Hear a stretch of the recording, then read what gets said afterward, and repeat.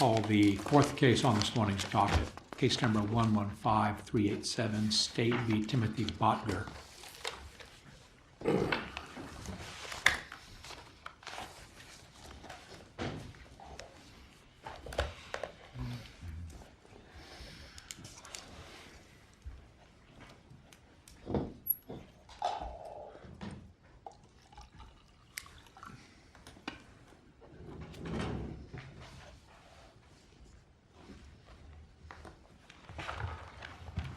May it please the court, Clayton Perkins appears on behalf of Timothy Bottger. I would request 3 minutes for rebuttal. 3 minutes is granted. In way of brief procedural background, a Douglas County jury convicted Timothy Bottger of 1-count reckless criminal threat, that is, a threat to commit violence communicated in reckless disregard of the risk of causing fear in another. He appealed to the Court of Appeals, arguing, amongst other things, that the crime of reckless criminal threat is unconstitutional under the First Amendment's protection of free speech, and that the crime of reckless criminal threat is unconstitutionally vague, or, in the alternative, that the instructions given were of that unconstitutionally vague form and clearly erroneous. This court granted review of those issues. Starting with issue 1, go briefly through the framework of the argument, which is, of course, starts with the First Amendment, which prohibits the government from making laws that are abridging the freedom of speech.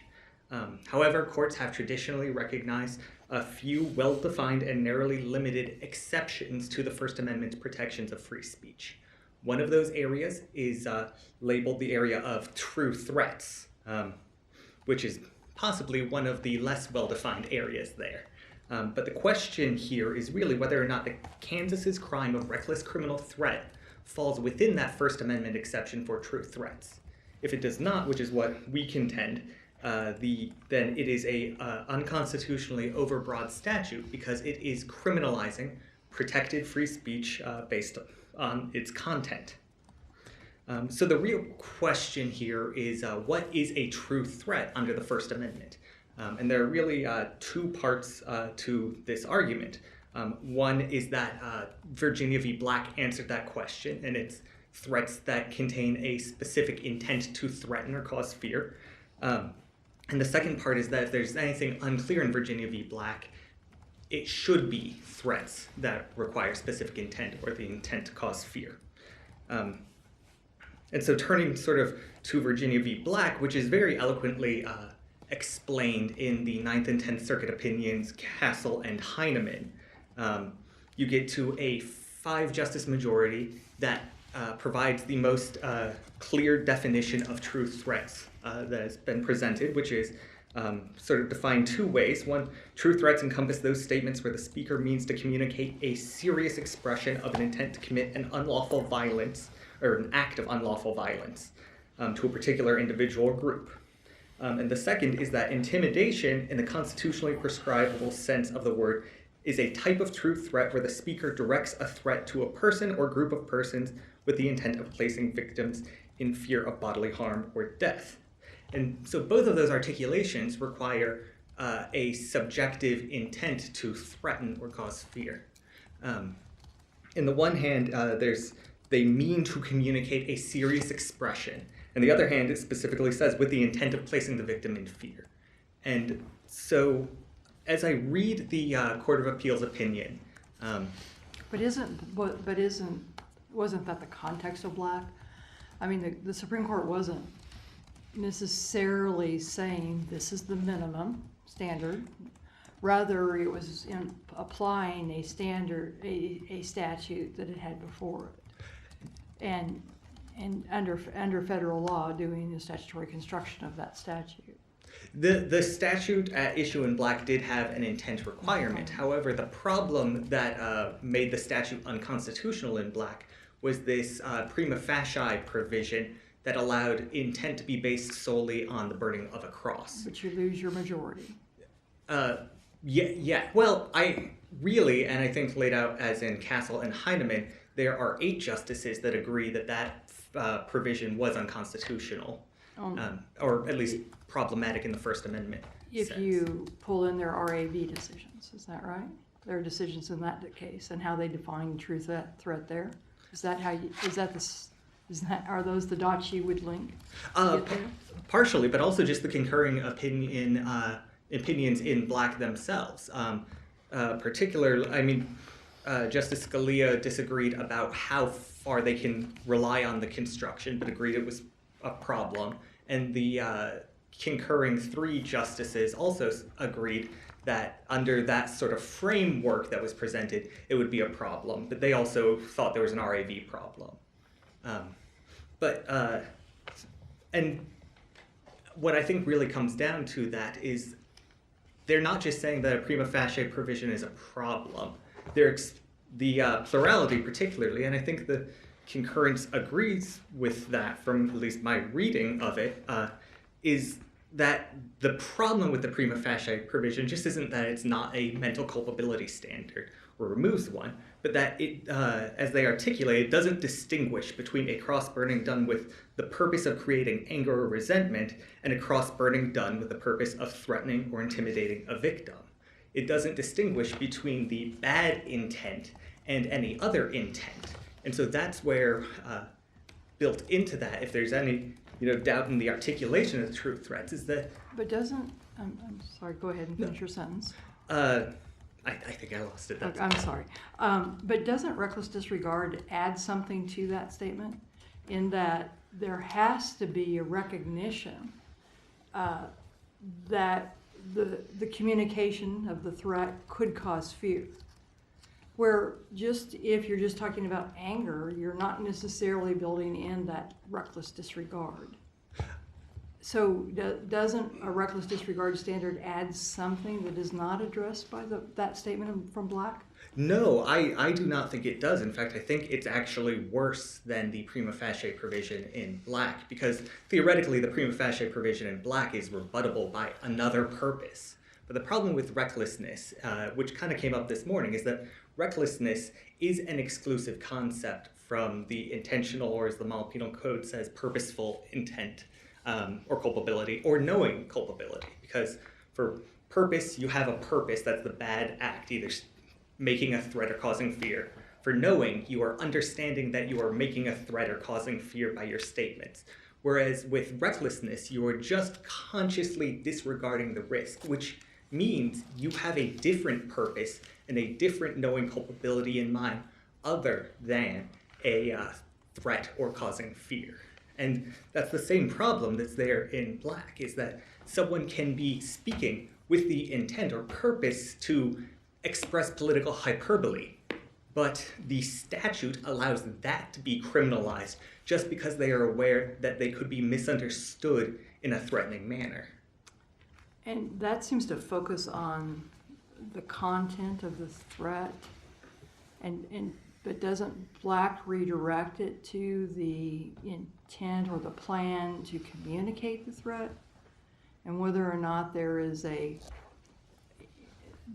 the intention is that I'm just, and then if you put that in the reckless disregard context, it is a different situation of whether I am reckless about how that's communicated versus with and you get into all the contextual discussions that they have there and in other cases about the distinctions between the cross-burning in some situations, or the context of a rapper who has the violent lines versus the person who posts it on a Facebook and makes sure that the objects of the threat see it. I mean, so does focusing on that method of communication make a difference? And can there be reckless disregard at that point? Okay, reckless sort of separate from the purpose side of things, but just communicating can it be? No, and I actually, I think part of this is actually that the reckless communication, you're just disregarding sort of what you were saying, I guess, because if you're doing sort of just purely communicating, because it's sort of like Justice Thomas's dissent in Alanis, which is saying, well, this is just you just need to know you're saying those specific words. You don't have any reasoning behind that. And as long as you do that, and reasonable people would take it as a threat, then that's sufficient. But recklessness in that regard is even less than, for just when it's just to the communicating element, is even less than what Justice Thomas was saying is required there. Because you don't, I guess, really need to know the words you're saying as long as you're disregarding what other people might understand those words to mean, I guess. If that is a little bit of a troubled analogy to apply recklessness purely as just like speaking recklessly, as opposed to with recklessness to some end game goal. But the long and short of it is that this recklessness culpability, as I mentioned before, is letting these misunderstandings as to what they were saying be criminalized. Because while we have that nesting doll statute, which I think is there to save when a crime is charged as reckless conduct, but they really prove purposeful, the purposeful or knowing exclusive feature between that and recklessness, right, is that you can have a good purpose in speaking, yet still be reckless. And I think sort of turning to sort of my other reasons there, which is partially based on Justice Alito's concurring and dissenting opinion in Alanis, which is one of the only articulations in support of it. There are a few problems that I have with that argument, particularly in it, it's talking about the fact pattern of Alanis, which is telling because Alanis got remanded back and it was found harmless because they had proven that that conduct was either willful or knowing. And so he's talking about Alanis as if defendants are going to get away with this if we don't have recklessness.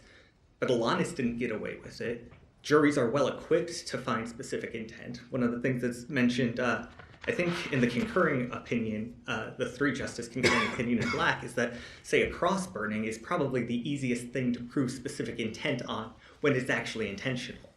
And I-609 Commonwealth v. Knox, which is, again, another very elaborate fact pattern, but does explain that juries do not have a problem with finding intent in cases where there are intent. We don't need to criminalize recklessness and limit speech in order to get the bad actors. Specific intent fully does that. Additionally, sort of my last point there is just to briefly mention Justice Alito's reference to the Garrison opinion and defamation cases. Those are falling under a very, first, there's a sort of difference to the even references to recklessness there, because it's the actual malice standard, which then has additional factors put in on it. But even those are falling under a very distinct area of speech, which are false statements, which are recognized to be areas where there's basically no First Amendment value to them because they're false. And the problem with true threats and why it needs to be limited is because these statements can have value. They can be the speaker in Watts who is expressing political hyperbole.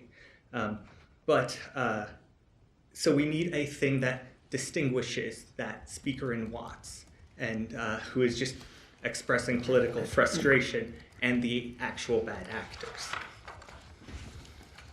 Counsel, I see you're out of time. Do you need about 20 seconds to wrap up, or do you care to wait till rebuttal? I will wait till rebuttal. Thank you. All right, thank you, Counsel.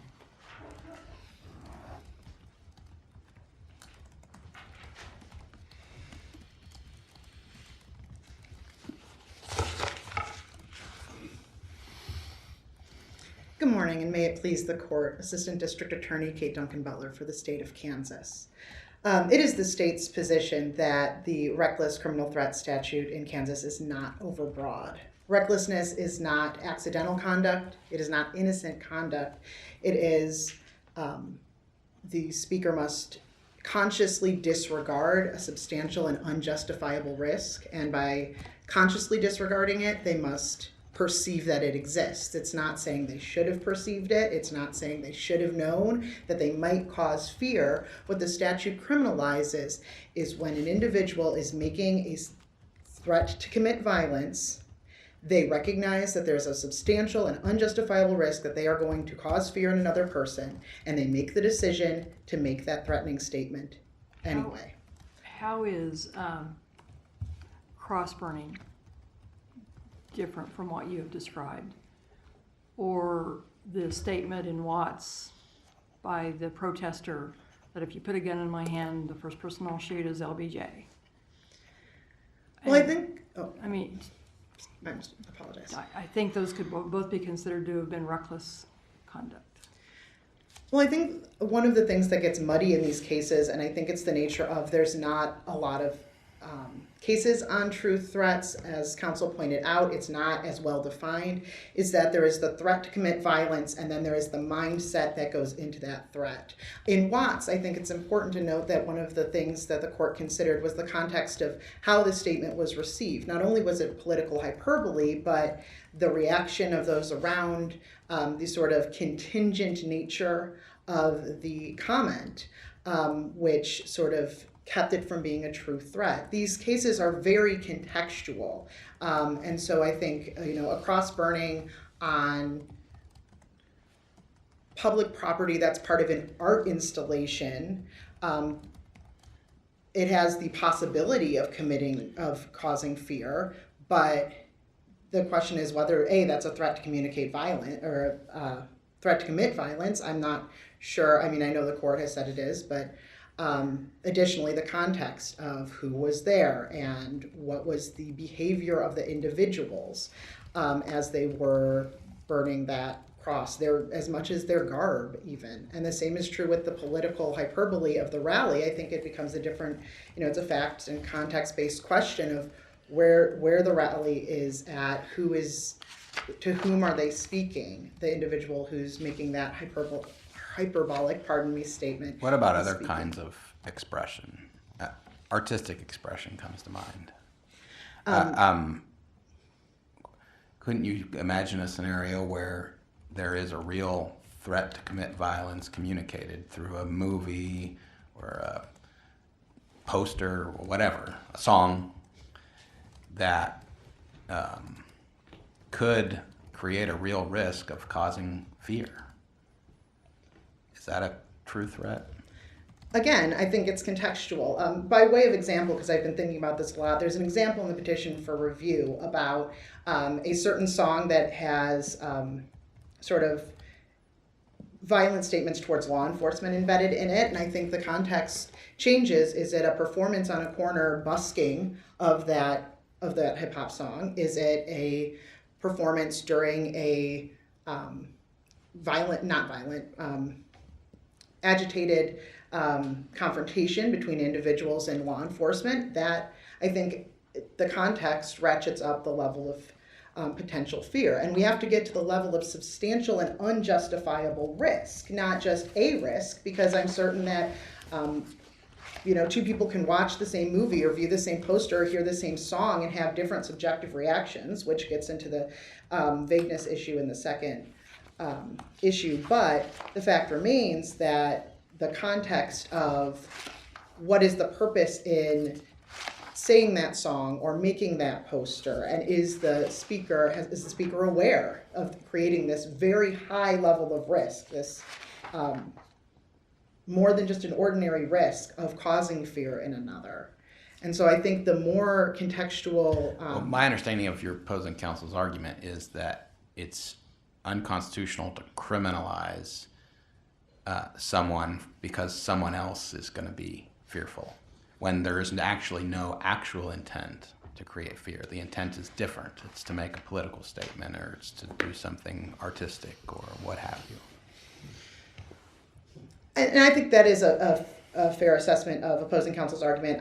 It's a assessment or a argument I disagree with. The idea of why true threats are criminalized is the speaker doesn't have to intend to carry out the threat. It's to protect against the fear and the disruption caused by that fear when that statement is uttered. But the countervailing principle is that the First Amendment protects, it doesn't cut that direction. It says, it's important to society to allow open expression, even when that open expression makes us uncomfortable. There's a difference, though, between being uncomfortable and recognizing as the speaker that there is a high likelihood of creating this unjustifiable fear. It's not, I want to express an unpopular or politically unpalatable opinion that has some violence baked into it. It's, I am going to say this thing knowing that there is a substantial and unjustifiable risk, a high and no reason to create this risk that I'm going to cause fear by the words that I'm saying. And that's the exact sort of thing that is what removes true threats from the First Amendment protection, because this isn't criminalizing a misunderstanding. This is criminalizing an individual knowing that there is this very high likelihood. Again, it's not a reasonable person standard. It's not a should have been aware standard. It's they are actually aware of a substantial and unjustifiable risk, and they are making the choice to say that anyway, knowing the outcome that they can potentially cause.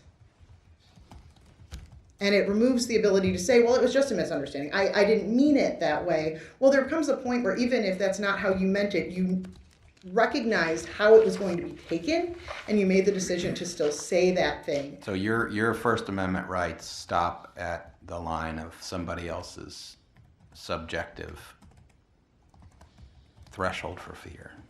It's not somebody else's subjective threshold for fear. It's the extreme likelihood of creating fear in another. It's not turning on whether that individual who hears it actually is afraid. It's turning on the level of likelihood that fear will be experienced by someone, if that makes sense. And where do we get that? I mean, where the words you've used make it sound like a nice defined test. But how does that come through the definition of recklessness statutorily or in case law? Well, statutorily, the statute, hang on a second, I apologize, requires that the defendant consciously disregards a substantial and unjustifiable risk. Those words, substantial and unjustifiable, that I think substantial means quite large. It doesn't mean a small risk. Unjustifiable means there's no good reason for that risk. There's an argument to be made that if I'm making violent, politically hyperbolic speech, maybe there's a justification for causing fear because I'm trying to rally the troops, so to speak. So we've got those significant words, and additionally, the conscious disregard, which means there has to be an awareness that that is present. It's not just, oh, there's a substantial and unjustifiable risk that I never noticed because I was very focused on my performance or my words or my speech. And, that's another contextual consideration that goes into if this case gets before a jury. Well, if the person's saying, look, I was making this speech and I didn't have that conscious disregard for whatever reason because I didn't understand the inflammatory nature of the language I was using, then it removes it from recklessness. And additionally, there's the requirement that the conscious disregard, is a gross deviation from the standard of care exercised by a reasonable person. It's not, would a run-of-the-mill person have made this comment? It has to be a gross deviation. It has to be a step far afield. And I think it's important to note that a lot of these cases, like Alanis, like Castle, and Heinemann, that are cited by Mr. Botger, are cases where there was no mens rea really embedded in there at all, or that it turned, I think it's Alanis, the jury instruction said it had to be, a reasonable person had to regard this statement as a threat, or this communication as a threat. Well, that's the reasonable person standard. Again, there's no consideration of what the defendant was thinking, what their mindset was. There's no subjective intent. And I think even the United States Supreme Court realizes that they haven't fully said it must be specific intent, it must be intentional conduct or nothing. That's why we have the concurrence and dissent from Justice Alito in Alanis, who basically says, hey, the majority here said that no one really discussed recklessness, but we need to talk about recklessness because we need to figure out what level of mens rea is required. And he says very eloquently that someone who acts recklessly grasps that they are not engaged in innocent conduct. And is that language that he uses that, I think it's someone who acts recklessly with respect to conveying a threat necessarily grasps that he is not engaged in innocent conduct. He is not merely careless. He is aware that others would regard this statement as a threat, but he delivers them anyway. Is that the kind of the capsulizing? What would you add to that?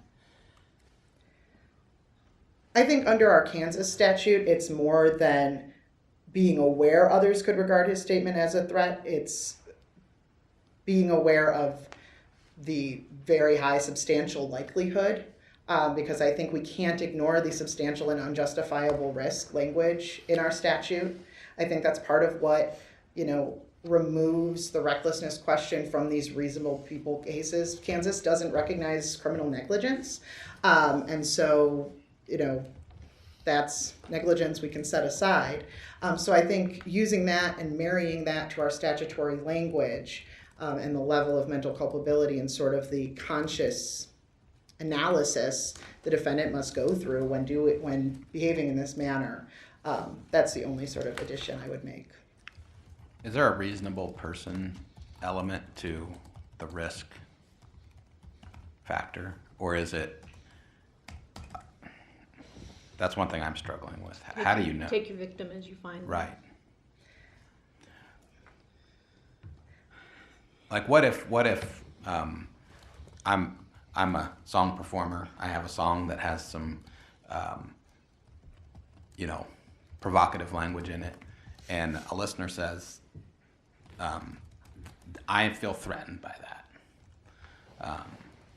And just tells you straight out. And does that automatically mean you have to stop performing that song? No, I don't. Or does it mean that? Well, what does it mean?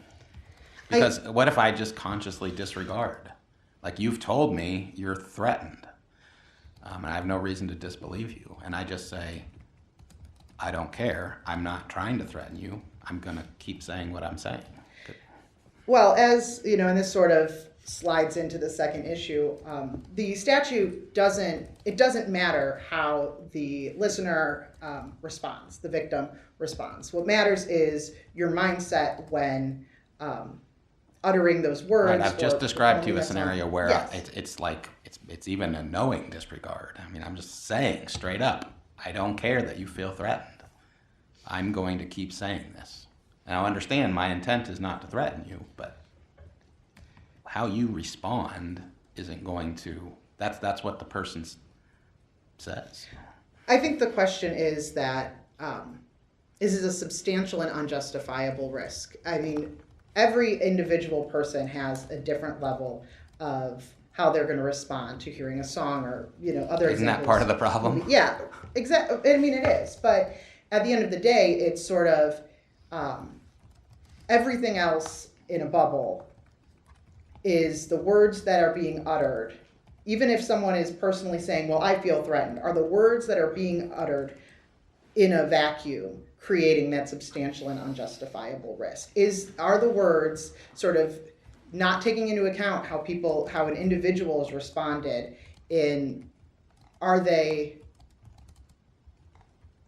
so powerful, violent, provocative that they run this very high risk in just an average population? And I think that's where the gross deviation from the standard of care that a reasonable person would exercise sort of plays into this, the idea that it has to be way beyond the pale. But I could make a off-the-cuff statement standing in the grocery store because I'm frustrated with the friend I'm with, and someone could perceive that as a threat and be frightened by that, but that doesn't mean that I've made some criminal conduct Well, a prosecutor might disagree with you. That's the issue, right? I'm having trouble figuring out that this just isn't what you're saying. Just isn't. I know it when I hear it. true threat cases as a whole. I can construct a hypothetical coming out of Ferguson, Missouri, of a song that would discuss violence against white police officers, where the performer would say, I have no intention of any white police officer getting hurt, but the performance of my art is making this point, and you're throwing them in jail. And that, I think, is the First Amendment problem here. And I understand that concern. All of these true threat cases are very contextual. Which means it's a jury question, which means that in different communities you're going to get different answers, which means that that you've got an overbreadth problem and the First Amendment's being violated in one place and not another, perhaps. This just doesn't make. I'm sorry, it just doesn't make sense when you realize how important the First Amendment principle is. And I don't disagree that the First Amendment is incredibly important. And I think, of the exceptions to the First Amendment, true threats probably needs a little more elucidation from the United States Supreme Court. They seem reluctant to give that to us. But the whole idea of why true threats are criminalized is because of the limited social value of threatening of these communications of a intent to commit unlawful violence. And yes, it's always going to be contextual, but in these cases, I think proving intentional conduct is often going to be contextual. Short of the individual saying, like, yes, I walked up to him and I meant to cause fear, which you don't often get in criminal threat cases. You get statements and the defense is frequently, oh, I didn't mean that. Oh, it was therapeutic. Oh, I was just ranting. There's always going to be a context problem with true threats, and you're always going to have to consider sort of the defendant's behavior and the circumstances surrounding the communication they made. And so, but again, it has to be that substantial and unjustifiable risk. And I think that's where the context, yes, could be a song out of Ferguson, Missouri, or out of many communities that threaten violence against white police officers, but is it naming the officers? Is it being performed in the officer's face during an argument? Is it being performed by many people at a time or one person by a time? What is their mannerism? What is the exact content of the violent statement? All of these things, regardless of whether a crime is charged recklessly or intentionally, all of those contextual issues come into play with these cases. And I think it's interesting that several of these cases are, rap songs or poems or, theoretically artistic expression, and it's looking at them and saying, okay, but the officers were named. Okay, look at the timing of this statement. All of these issues that are going to vary from case to case and are very fact specific, but that's sort of the nature of our true threat jurisprudence, I think. Pardon me. Counsel, what are you asking us to do? I am asking that this court affirm the Court of Appeals decision in this case. All right. Thank you, counsel. Thank you.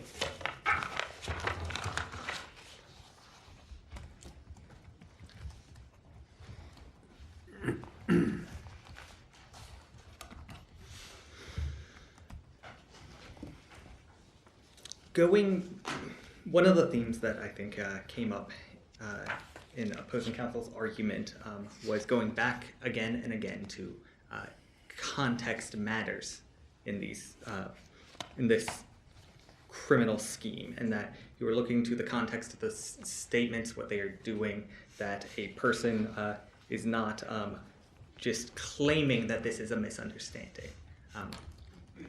But those are all things that go to what is ultimately a decision that the jury can very adequately make, which is whether or not there was specific intent to threaten.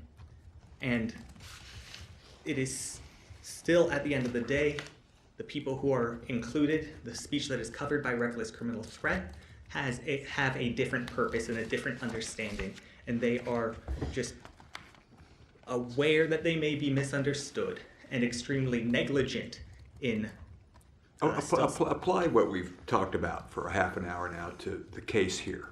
Yes. How does it apply here? How do you pronounce your client's name? Mr. Botker. How did Mr. Bodker not communicate a threat in this instance? Well, that's precisely the problem with this case, is that there really isn't a requirement that the jury figured out what Mr. Botker even said, because the standard was just that he recklessly said the threat. His defense was, I didn't say that, I didn't mean that, this was a misunderstanding. But because even if it was a misunderstanding, the jury could still convict him under this statute, which is the problem. Because there was a misunderstanding, that there wasn't a clear communication, and so it's subject to different interpretations. Yes.